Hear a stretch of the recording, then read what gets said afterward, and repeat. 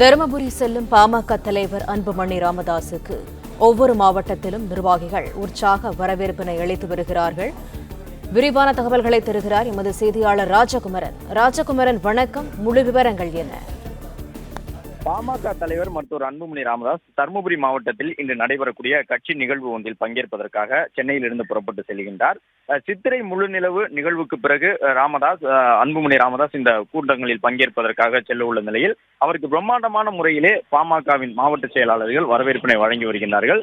குறிப்பாக ராணிப்பேட்டை, காஞ்சிபுரம் உள்ளிட்ட மாவட்டங்களைச் சார்ந்த பாமகவின் நிர்வாகிகள் அன்புமணி ராமதாஸுக்கு பிரம்மாண்டமாக வரவேற்பினை வழங்கியிருந்தார்கள். கிரேன் மூலமாக ஆளுயர மாலை அணிவித்தல் உட்பட பல்வேறு வகைகளில் அன்புமணி ராமதாஸுக்கு வரவேற்பு வழங்கப்படுகின்றது. மேலும் கிருஷ்ணகிரி மாவட்டத்திலும் அவருக்கு பிரம்மாண்டமான வரவேற்பினை வழங்குவதற்கு பாமக தரப்பிலே பல்வேறு நிர்வாகிகள் இணைந்து அதற்கான பணிகளை மேற்கொண்டு வருகின்றார்கள்.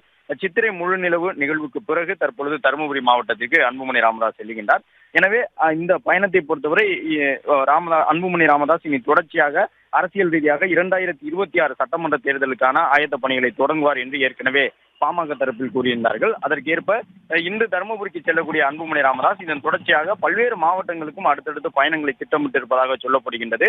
அதன் அடிப்படையிலே பாமக வலுவாக இருக்கக்கூடிய மாவட்டங்களில் இருக்கக்கூடிய சட்டமன்ற தொகுதிகளை இலக்கு வைத்து பொதுக்கூட்டங்கள், மக்கள் சந்திப்புகள் என்று அடுத்தடுத்த கட்டமாக பாமகவின் தேர்தல் பணிகளை விரைவுபடுத்துவதற்கான முயற்சி நடைபெற்று வருவதாக கூறப்படும் நிலையில்தான் இன்று அன்புமணி ராமதாஸுக்கு ஏராளமான மாவட்ட செயலாளர்கள் இந்த வரவேற்பினை வழங்கியிருக்கின்றார்கள். உட்கட்சி ரீதியாக ஏற்கனவே மாவட்ட செயலாளர்கள் கூட்டத்தை தனியாக பாமகவின் நிறுவனர் ராமதாஸ் அவர்கள் தைலாபுரத்தில் நடத்தியிருந்தார்.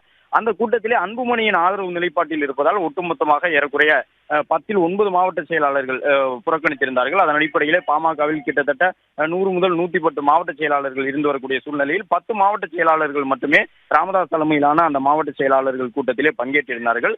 எனவே அப்பொழுது கட்சியில் இருக்கக்கூடிய அனைத்து மாவட்ட செயலாளர்களும் அன்புமணியை ஆதரிப்பதாக கூறப்பட்டிருந்தது. அதற்கேற்ப இன்று தருமபுரிக்கு செல்லக்கூடிய அன்புமணி ராமதாஸுக்கு அங்கு தற்பொழுது பல்வேறு மாவட்ட செயலாளர்கள் இந்த வரவேற்பினை வழங்கி வருகின்றார்கள்.